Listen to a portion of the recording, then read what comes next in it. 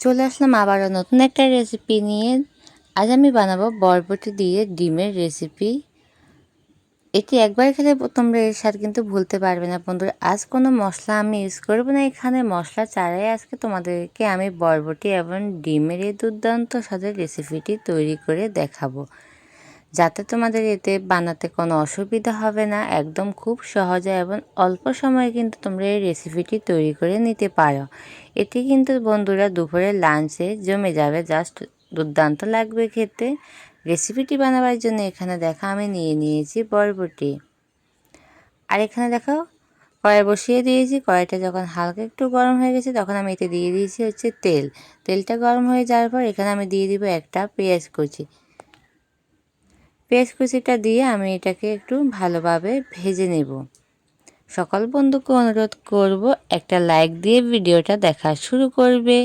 আর আমার ভিডিও যদি তোমাদের ভালো লেগে থাকে তাহলে অবশ্যই তোমাদের প্রিয়জনদের সাথে শেয়ার করে দিবে। আর তোমাদের সুন্দর সুন্দর কমেন্টে বলবে কেমন হয়েছে। তোমাদের একটি কমেন্ট আমাদের কাছে অনেক গুরুত্বপূর্ণ, আর তোমাদের কমেন্টগুলো পড়তেও কিন্তু বন্ধুরা সত্যি খুবই ভালো লাগে। এরকম নিত্য নতুন ভিডিও বানাতে মন থেকে সত্যি একটা আনন্দ আসে। আর দেখো এখানে কিন্তু আমার পেঁয়াজটা 50%-এর মতো ভেজে নেওয়া হয়ে গেছে। এতে এখন আমি দিয়ে দিব হচ্ছে একটা টমেটো কুচি।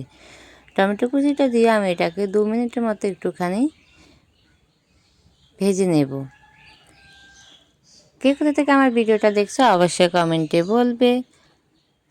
আর আমার ভিডিও যদি তোমাদের বেশি ভালো লেগে থাকে প্লিজ বন্ধুরা একটা হাইপ করে দেবে, আর কেউ স্কিপ করবে না। আর দেখো এখানে আমি দিয়ে দিয়েছি হচ্ছে কাঁচা লঙ্কা। আমি এখানে 3-4টে কাঁচা লঙ্কা দিয়ে দিয়েছি।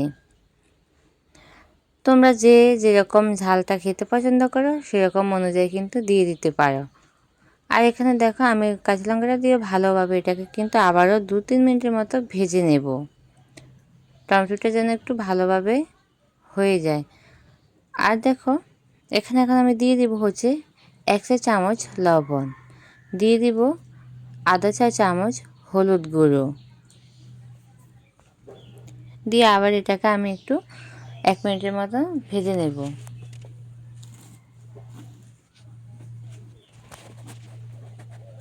একদম খুবই সহজে রান্নাটি বন্ধুরা, আমি বলবো একবার হলে তোমরা এরকম করে বানিয়ে খেয়ে দেখতে পারো, আর কমেন্টে এসে বলবে কেমন হয়েছে।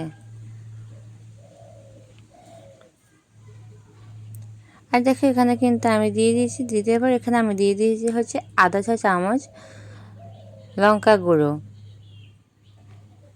দিয়ে আবার এটাকে ভালোভাবে একটু কিন্তু কষিয়ে নিচ্ছি।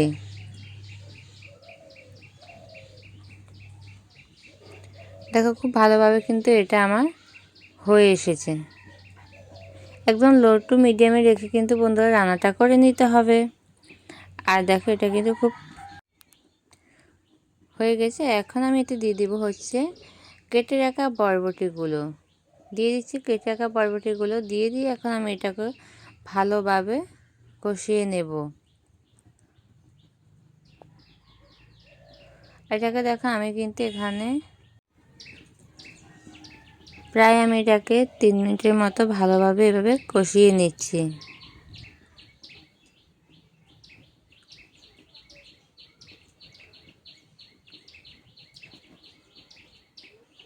এতে কিন্তু আমি কোনো ধরনের আর কোনো মশলা অ্যাড করব না। একদম বললাম না গ্রাম্য স্টাইল, একদম সহজ মশলা ছাড়া রেসিপিটি তৈরি করছি আজকে। আর দেখো এটাকে কিন্তু ভালোভাবে আমি এভাবে কষিয়ে নিচ্ছি। আর এখন এটাকে হচ্ছে আমি ঢাকা দিয়ে রাখবো। আমি বরবটিগুলোকে এখন এখানে প্রায় 10 মিনিটের মতো কিন্তু ঢাকা দিয়ে রাখছি।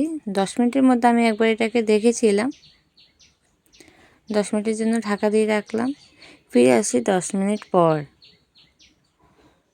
দেখো বরবটিগুলো কিন্তু অনেকটাই প্রায় 50%-এর মতো সেদ্ধ হয়ে গেছে। আর এরকম করে কিন্তু আমি খুব ভালোভাবে এটাকে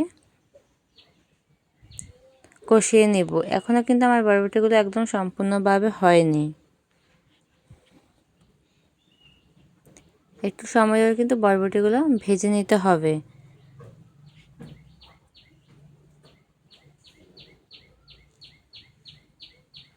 সকল বন্ধু অনুরোধ করবে একটা লাইক দিয়ে ভিডিওটা দেখবে।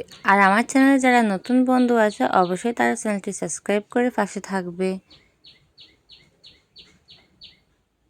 আর এখন এতে আমি দিয়ে দিব হচ্ছে ডিম। আমি মাঝখানটা এরকম করে সরিয়ে দিয়ে আমি এখানে দিয়ে দিব হচ্ছে ডিম। আমি এখানে 2টো ডিম ফেটিয়ে নিয়েছি। তোমরা চাইলে এখানে কম বেশি ডিম অ্যাড করতে পারো, কোনো অসুবিধা নেই। আমি এখানে 2টো ডিম দিয়ে দিয়েছি। আর ডিমটা দিয়ে দেওয়ার পর আমি এটাকে খুব ভালোভাবে পরবর্তীর সাথে খুব ভালোভাবে এখন মিশিয়ে নেব।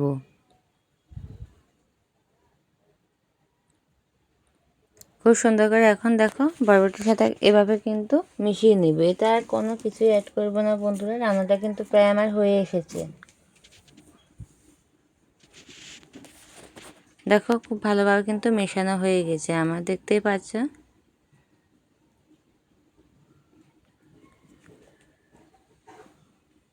আর এরকম করে ডিম দিয়ে বরবটি খেতে দুর্দান্ত লাগে।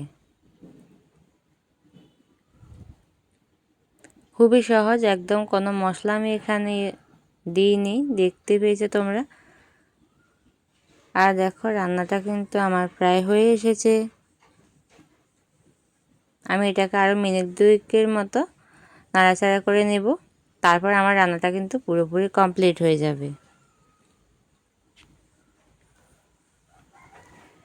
সকল বন্ধুকে অসংখ্য ধন্যবাদ এতটা সময় আমার সাথে থাকার জন্য, আমার পুরো ভিডিওটা তোমরা ধৈর্য সহকারে দেখার জন্য। আর নতুন বন্ধু হয়ে থাকলে অবশ্যই আমার চ্যানেলটি সাবস্ক্রাইব করবে।